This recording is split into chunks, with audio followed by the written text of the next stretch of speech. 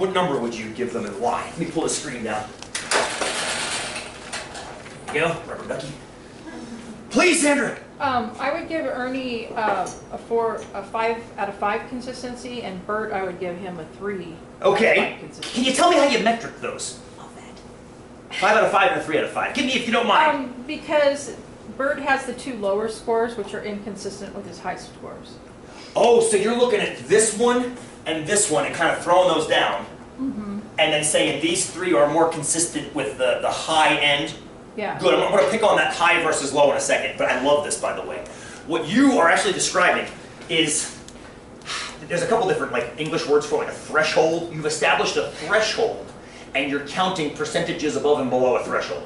We do this in 244 all the time, sometimes in 243 as well. You set up a baseline, a cutoff, sometimes called a critical value or a critical score, and you mark the percentage above and below that critical score. And very often, have any of you ever dealt with control charts in your individual academic areas yet? Control charts, Christy, you've seen them. So describe roughly what a control chart is. Ours that we use were variables, our control variables that are the same output. Yes. So what you have is, you have time. Let me just look at the camera over here so you can see this. Yeah, thank you. That's a perfect description, actually. I've messed around with the idea of putting these in 244, and I always seem to run out of time, so I never get to them. But what you do is you measure a variable over time. Maybe it's something like the temperature in a system. You're measuring the temperature, say, in a nuclear reactor, or a pond, or a lake, or something like that, or a stream. Or you're measuring visibility in Crater Lake. I just rode around there on Sunday. I'm still amazed at how blue that damn thing is, how big it is. So you're measuring the variability of something, and you plot it. This is the vertical axis, whatever the units are, and you track it over time. And as long as it stays within these bounds, you say the system is in control. You start looking for things like this, and then you ask yourself, why did that happen? Maybe that was just a random fluctuation. Sometimes that happens. We have a big fish kill, nobody can understand why, but it happened. What you start worrying about is when it does this. You're completely outside. But that still begs the question, how do you come up with these, right? Where do those levels come from? Now that's more of a 244 question, which I promise we'll get to if you take 244 with me or not. I promise. But good. So, Sandra, I'm going to pick on your thresholds. How did you pick those 2? Because I could easily turn that around, couldn't I? And say, I'm going to throw out his 2 high ones because they're inconsistent with his low ones. Right. Glass is half empty. Sorry, Bert, nice unibrow. Out. Right? No, it's a big It would still be a 2 out of 3, though. It would still be a 2. Okay, so you're measuring. Okay, so I guess then the question is, can we generalize your critical value? It would be easier to do that if say you took out 1 from each. So if you took the 2 highs out of each, or took the 2 lows out of each. How high would it have to be called high? And how low would it have to be called low? That's a tricky question, isn't it, right? Yeah. That's a tricky question, right? If you think, have you heard the obesity rate in America is through the roof?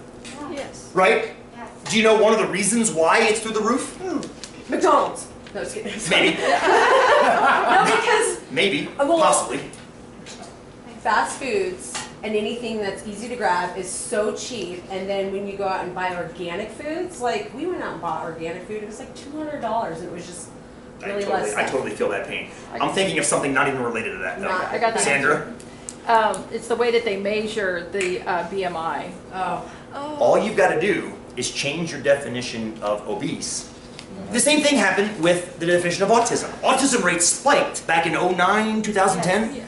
It went from 1 in 150 to 1 in 100. Oh my God, oh my God, oh my God. That's because you now changed what autism is. You've included more conditions as autistic, so naturally the percentage is going to go up, right? But the news, if you don't read carefully enough, the headline doesn't say that. It says autism from 1 in 150 to 1 in 100. And all of a sudden you start getting all these panic reports start coming out. Just look, the definition switched. The BMI threshold changed.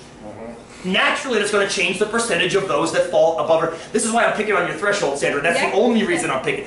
It's so important when you find yourself using terms that have to be defined. It's so important you define them well. Mathematically, if possible. Go, my friend. They also did that with changing the dress sizes for women. Are you kidding me? Yes, because so they changed the average. They changed the dress size so that a 12 is actually a larger size than it used to be, and that's how we ended up with a size 0.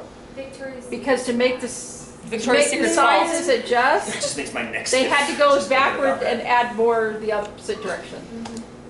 So like, I'm reminded of the bigger Dove campaign for Real Yeah, Beauty so like video. a 12 You guys now see is a larger it? Yeah, size than a 12 that's the first thing I was. think of when I hear that, and it just The makes 12 me is wanna- actually a 14. Shoot. Right, which meant, You're making me that's depressed. Stop talking about this. why they had to add the zero. So I and think like double zero. Sandra, not to ignore this. I love this idea. I love this. The trick is we have to then either agree on a threshold or be able to prove why our threshold exists. So rather than try to do that, let's just avoid the idea of a threshold, if it's okay. Okay. In other words, I don't want to throw any of the data away. I want to use it all. Okay. Is that fair? We Now, don't- we don't- eventually, we might decide that outliers need to be dealt with. Of course, 61 might be an outlier, maybe deal with it. 100 might be an outlier, maybe we have to deal with it. Maybe we look for trends. But for right now, let's just treat all data as equally valid and try to establish that. Go ahead, Eric. What are you thinking? Go for it, my friend. Let's throw out 2.5 and 24.5. 2.5 and 20. And why, my friend?